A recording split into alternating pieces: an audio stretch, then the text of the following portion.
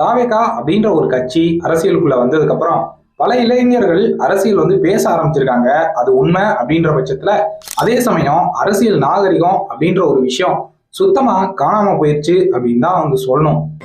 மனசு இல்லனாலும் ஒரு எக்ஸாம்பிளுக்கு சொல்லணும் அப்படின்னா தல ரசிகரா இருக்கட்டும், தளபதி ரசிகர்களா இருக்கட்டும், ஸோ இவங்க எல்லாருமே சினிமாவை தான் முன்னாடி ஃபோக்கஸ் பண்ணிட்டு இருப்பாங்க. சினிமாவில் இந்த படம் வருது அப்படின்ற பட்சத்துல தல ரசிகர் தளபதி ரசிகரையும், தளபதி ரசிகர்கள் தல ரசிகர்களையும் மாறி மாறி படத்தை வச்சு திட்டிட்டு இருப்பாங்க, கெட்ட வார்த்தைகள் யூஸ் பண்ணிட்டு இருப்பாங்க.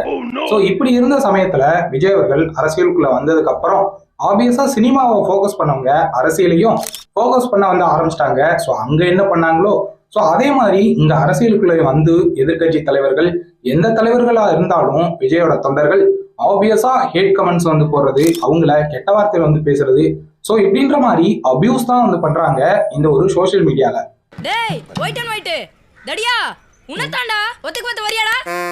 அதுலயும் நான் டிவிகே சப்போர்ட்டர் அப்படின்னு சொல்லிட்டு பல பேர் இன்ஸ்டாகிராம்ல தொடர்ந்து வீடியோ போடுறாங்க. ஸோ அதெல்லாம் பார்க்கும்போது இரிட்டேட் ஆகுது அப்படின்னு தான் சொல்லணும்.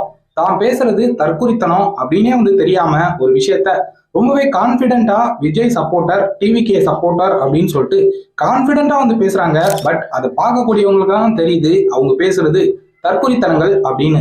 ஆப்வியஸா முதல் தடவை ரெண்டாவது தடவை பார்க்கும்போது அதை கடந்து போகணும் அப்படின்னு தோணுது.